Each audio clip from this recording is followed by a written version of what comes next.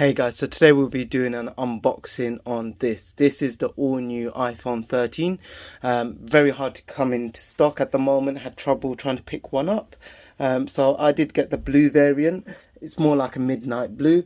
And it does come in 4 color options. So there's midnight blue, there's midnight, which is like a black, there's starlight, which is like a white, off-white, there's pink, and there's red.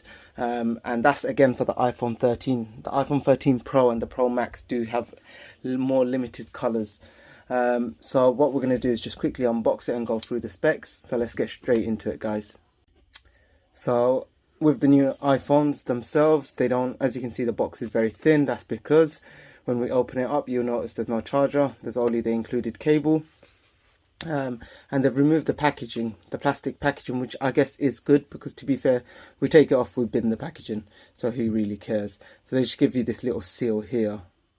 So just gonna cut that open, and there should be one at the top.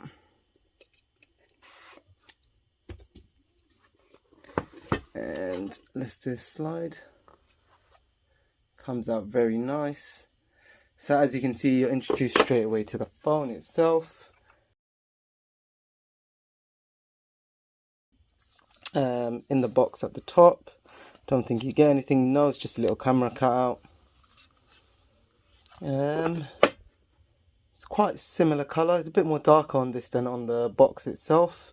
But yeah, so as you can see, that's why I did call it a midnight blue, because it is slightly darker. When I lift it, you might get a better idea of how it actually looks. So let's just get the phone out. And here's the phone itself. And as you can see, it's really nice. A lot more tapered off like the original old iPhones that used to get on the iPhone 4 and the 5. So let's just put that to one side. Sorry guys for the reflections, that's just from my lighting.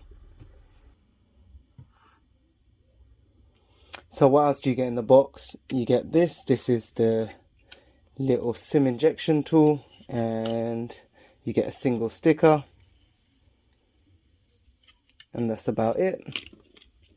And then you get your Type-C to Lightning port cable, which is good. I can't even diss Apple anymore about not including a charger, as every other company now pretty much does not include it. So let's just move these out the way.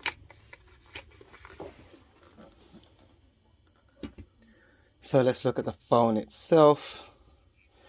I do like the feel, guys. It does feel really nice. A bit chunky around the hands, and a lot of the complaints that we've seen with this phone is more to do with the fact that it's not that comfortable to grip, which, if I'm going to be honest, it's not. It does tug against your hands, but if you have a case, that wouldn't be an issue. But if we compare it to the iPhone 11, as you can see, is a lot more smoother and rounded off. So let's just do the peel.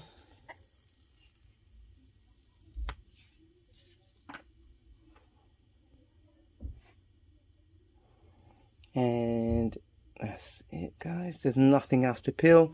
They try to minimize as much as possible. That's how it looks. So let's run through the specs very quick while I turn this on. So as I mentioned, this is the iPhone 13, the standard one. This has a 6.1 inch display, 12 megapixel camera, and it has 4 gigs of RAM, and it uses the new Apple A15 Bionic chip. This one here has the 3240 milliamp battery.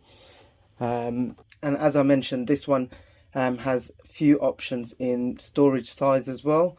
So you can get 128 gigs, 256 or 512 gigabytes of inbuilt storage, and it will all have 4 gigs of RAM.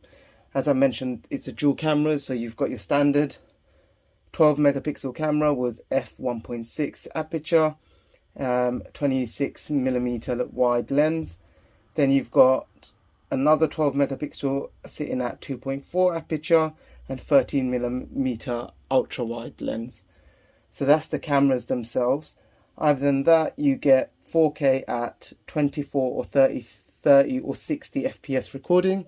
It has the dual tone flash, which is pretty much standard now for Apple.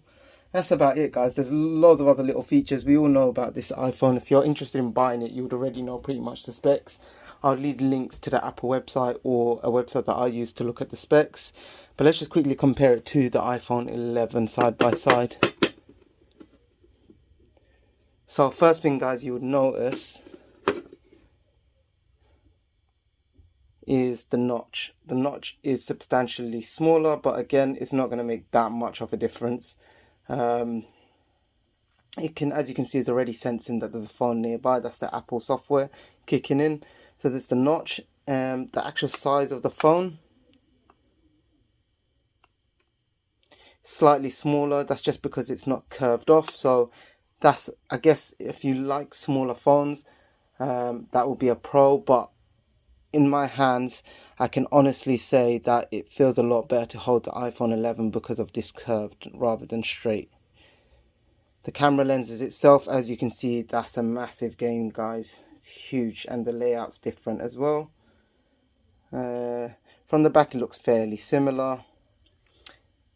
Looking at the sides, again, fairly similar. They've moved the SIM.